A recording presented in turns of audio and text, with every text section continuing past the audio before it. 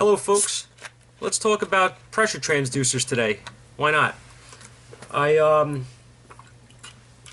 was thinking, when I started messing around with this stuff a few years ago, man, they're expensive. Wow, they're expensive. I have a PV350 from Fluke in my box. I've had it for years. It's a great tool. Underutilized for a long time, by us at least. And I've been using it now with the pressure testing, with the scope. And what I wanted to talk about here was for the guys, mainly directed at the guys that like messing around on their own, doing things, and guys that would rather to, maybe guys that are new in the field that want to learn scopes and they want to learn about pressure testing. They don't want to go spend $1,300 on a WPS, or even $400 or $500, whatever it is, for the FV350 from Fluke. Before I go any further, those are the best tools on the market that I've seen. Okay, the WPS is outstanding. I don't own one, unfortunately, not yet. I'm going to get one eventually. For right now, I don't have one. I suffer using the Fluke. Anyway, I wanted to try a couple things, so I decided to make my own pressure transducer setup, and I did that. I did this one quite a while ago. It's a project box, basically, right? The stuff that I utilized here is all from Marlin P. Jones and allelectronics.com. They're two great companies for this type of stuff, and General Motors, because they donated a fuel tank pressure sensor, which is inside this thing. There's the nipple of it sticking out of here. Okay. So anyway, the thing that I'm getting at here is that this is for low pressure. This is a low pressure transducer. You can disconnect a vacuum line and attach a hose from here to the regulator, and you can see the drop across the injectors, the pressure drop across the injectors using this on the scope. Great tool. All right. The way I made this was I used only one jack here, okay, and that is for your scope, obviously signal. Ground the scope on the battery, or good ground or whatever, and I made up this harness so this plugs in, and you simply hook this up to your car battery that you're working on, power and ground, and you have yourself a working pressure transducer for low pressure testing. Most guys aren't using this stuff for that, I guess. They're not buying a WPS to do that, at least. They're really using them for maybe fuel pressure, for in-cylinder pressure testing, things of that nature. Okay, it's becoming more and more common. It's great testing. I'm not going to get into that in this video. I'm only getting into the tool and how to make it and why I made it. And what I was getting at was the younger guys that are in this field that want to learn. That's really what I'm aiming at with this stuff. And even the do-it-yourselfer that's messing around at home that has a scope. If you want to get into this type of testing, a couple of things to know. Because I had to research this. I didn't know either. The WPS, okay, there's a scaling, right, on the scope. 1 volt equals watt in pressure, or whatever, right? This is the thing that has me to this day. I'm not great with. I have to think a little bit with it, but actually a lot I have to think. But anyway, the WPS, for instance, reads 1 volt per 100 psi. Okay, that's the spec on it. So they say it, you know what I mean. They have it set up different or whatever. So anyway, these particular transducers that I'm going to show you here, this is the other one that I made. This one, as you can see, I tapped the top of this lid so that I can screw in my transducers on top and have them at the ready, and I don't lose them. This is for fuel pressure. I just put that in there because I use it and wanted it handy. Anyway, I have a 100 psi, 200 psi, and a 500 psi transducer in here. I actually have this on backwards. I have them marked. See, I have them marked out. They're marked on the transducer as well. These are bought off eBay. Are these the best you can buy? No, they're not. That's why they're $22 or something a piece. They do, however, come with this nifty little plug, which you would have to buy aftermarket. If you could probably buy it for a diesel or something. They use these type of transducers, but it comes with the plug. Okay, at least with the pigtail. So it makes it real easy, right? You have the pigtail and you have the transducer. All you have to do now is put it into a little package that you can utilize for scope testing. How do you do that? I go to Marlin P. Jones online, and I buy components from them for multiple electronic stuff, you know, things that I do, mostly with my RC tank hobby. I use a lot of stuff from them for that. But I also found that that company sells these little project boxes, which is awesome. These things are like $7. Nice aluminum, well made. They have stainless steel Phillips screws to hold in the lid down. The lid has a nice gasket on it. Should be waterproof once it's sealed. And they sell these switches. Okay, they sell these banana jacks for the fluke meter or whatever you want to use it for. I think they sell these LEDs as well, though I have tons of them laying around. And let's see, the 9-volt battery pigtail, they sell that. The 5-volt regulator, I don't remember if I got from them. I don't think I did. I think I bought that on eBay. You need a 5-volt regulator to do this project because the sensors run on 5-volt reference. So you need a 5-volt input to the sensor, and the signal will return. The signal will come back from a half a volt at 0 psi up to 4.5 volts at max psi for that transducer. Of course, this is where we start getting into where accuracy and stuff like that comes in, where you need that information. I don't know, and I'm not going to claim to know anything about how accurate these are.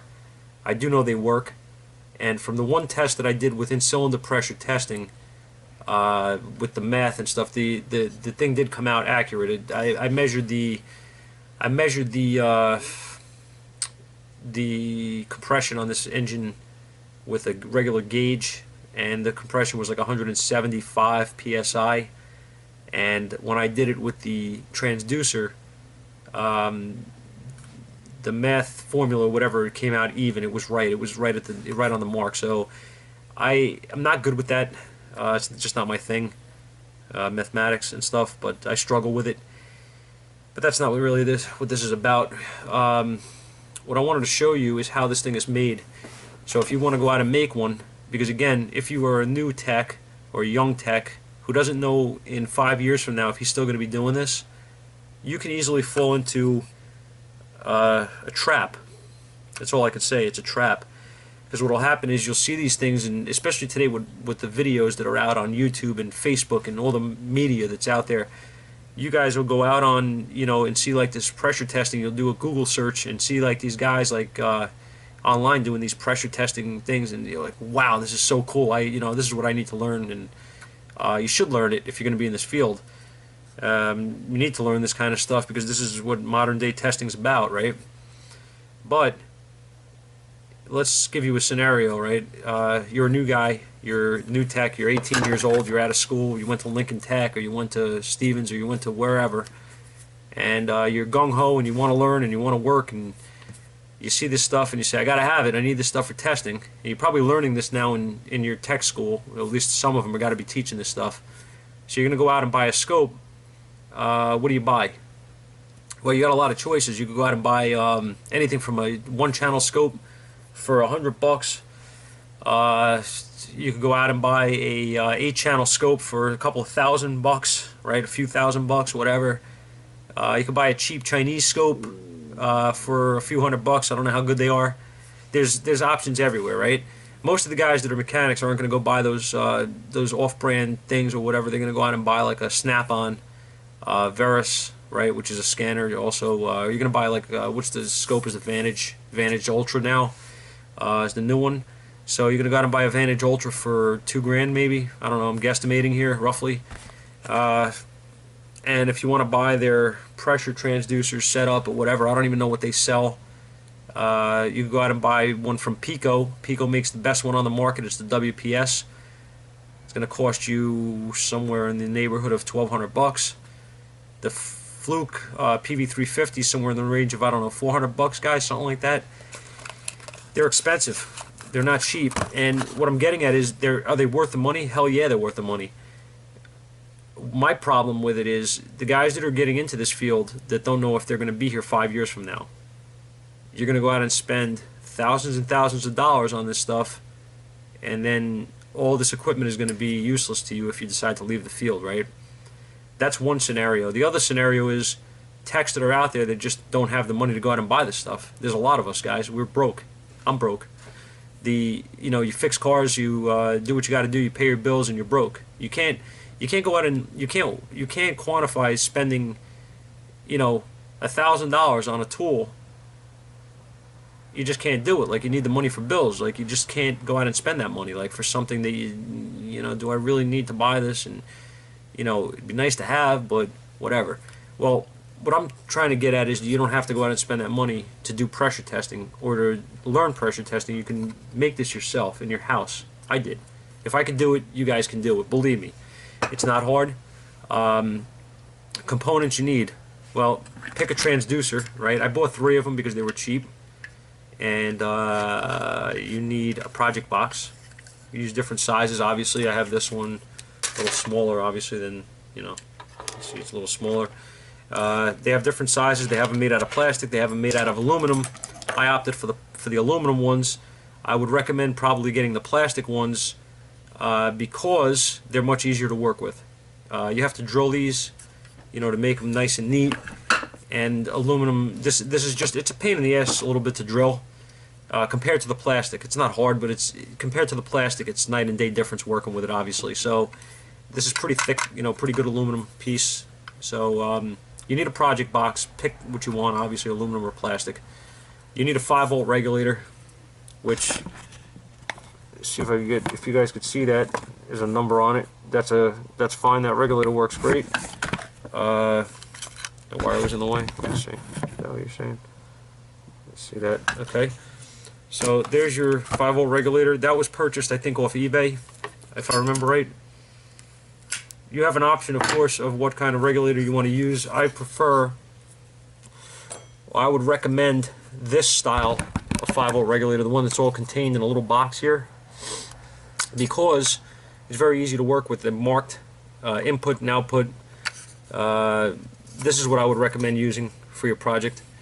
If you're going to buy the little 3-legged ones, the little type that they use on boards, like circuit boards, I use them as well.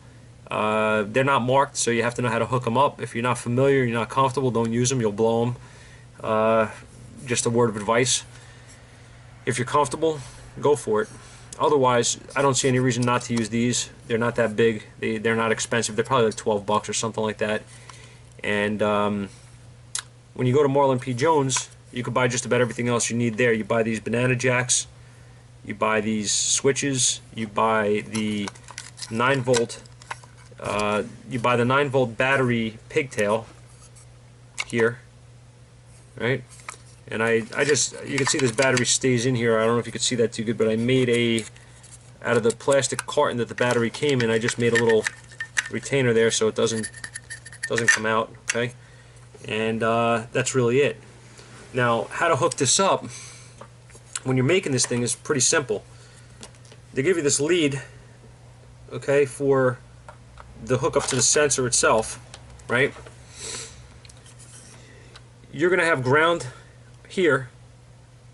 This is going to be your ground for when you hook up your lead for the scope, and your signal from the scope or to the scope is going to go here. So you just make those 2 connections, and that's really it. This LED, I put an LED in this one here because it's self-contained. It has its own battery power. It doesn't need power from your vehicle, so I didn't want to leave it on by accident and kill the battery. I marked it on and off first, and then I says, hey, you know what? I'm putting an LED in and make sure I don't accidentally kill the battery. And then when I need it, I won't have it. So I'm going to try to get a good view here so I can show you guys. I'm going to actually take you up into the light. Take you into the light. So I can get a good view here of how this is set up.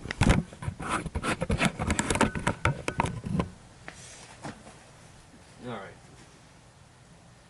Get a pencil. This is really easy, guys, to hook up. This thing is marked. Alright. It's marked in positive, in negative and positive, out positive and negative. You can't really, go wrong with this thing the way it's set up. So how does it work? Well, you run your leads inside the box. You drop your camera. That's the first thing you do, is drop your camera. Let's try it again.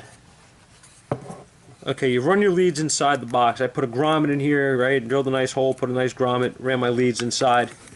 So what you need is, the first lead that I hooked up was the black and red, which goes to my red port here, my red jack for the scope to be hooked up to. That's my signal. Okay, so with that wire out of the way, that's hooked up, soldered. I'm going to move on to my other wires from here, which is going to be ground, is the black, and the red is going to be power. The red wire, don't forget I have an LED here, so there's two wires, okay? The red wire has got to be the output, has got to be hooked up to the output from the 5-volt regulator. So you're going to hook up the red wire into the red wire going into the going out, okay? Then you're going to hook up your ground here from your 5-volt regulator, and that's going to go to your other jack here. You're going to have 5 grounds hooked up into this black banana jack here. The 5 grounds, one of them is for the LED, one of them is for the input to my 5-volt regulator, this side. The other one is going to there's actually the ground from the battery, right, for your pigtail for the battery. That's your other ground. And the other one's for the LED here. So you have those grounds hooked up. Okay, that's all set. And the next thing you're going to do is you need your power. I'm sorry, let me try that again. You need your power for the switch to turn on the regulator. The yellow wire goes to the regulator. That's the output from the switch. Your input to the switch is going to be your other pigtail, your other side of the pigtail from your battery lead. Okay, so you have the battery coming in on this lead here. Okay, and then when you turn the switch on, it sends power out, and it puts power into the 5-volt regulator. When you flip the switch on, that sends 5 volts out of your regulator on the red wire to your red wire here. That's your 5-volt reference to the sensor, and you're all set to go. That's really all there is to it. This is very, very simple. I could actually draw up a wiring diagram for this thing if it'll help you guys if you need it, and show you how to how it would be laid out in a diagram. But this is really, really simple stuff. If you look at the video, you buy the components and look at the video, I'm sure you could see from what I just told you exactly how this is hooked up and how it works. Now, like I said before, is this the best option? Depends on what you're trying to do, I guess. It's a really good option if you're on a budget, and it's a really good option if you want to do something, you want to try something different. You want to get into pressure testing, and you can't afford to go out and spend a lot of money. This stuff is cheap. So this is what I would do. This is what I did do. And I think I just wanted to share it with you guys on how to do it, you know what I mean? It's going to cost you under $100 to do this, guaranteed. This stuff is just so cheap. The 2 sites that I use, like I said, are Marlon P. Jones and allelectronics.com. They both have all the components you would need here. Except, well, the 5-volt regulator that I have in here, you can see the part number in the video. I think that was purchased on eBay. So you need 3 sites total, maybe. That's it. So I just want your input, guys, on what you think of this, and if it helped any of you out there, and if it gave you any ideas, or if you think I'm wasting my time here with this or whatever. But I just thought it was pretty cool. So if if it helps you, use it. It's out there. You know what I mean? The information's there. The parts are available. Try it. See if it works, and let me know what you guys think. Thanks for watching, guys, and thanks again to the guys that are subscribing and giving me that little boost. I really appreciate it. I'm trying my best to put information out there that's helpful to guys, and I really appreciate the positive feedback I've been getting. You guys make me feel good, and you guys really make me feel like I'm doing something that's worth my time here, and I really appreciate it. Keep watching, and we're going to keep going. I'll see you guys at the shop. Well, here is a quick diagram of the way this thing is laid out. Hope you guys can see this okay. And it should be everything you need here to set one of these transducers up and get up and running. Okay, even included the LED here. That is optional, of course, but that's it. Okay, thanks, guys.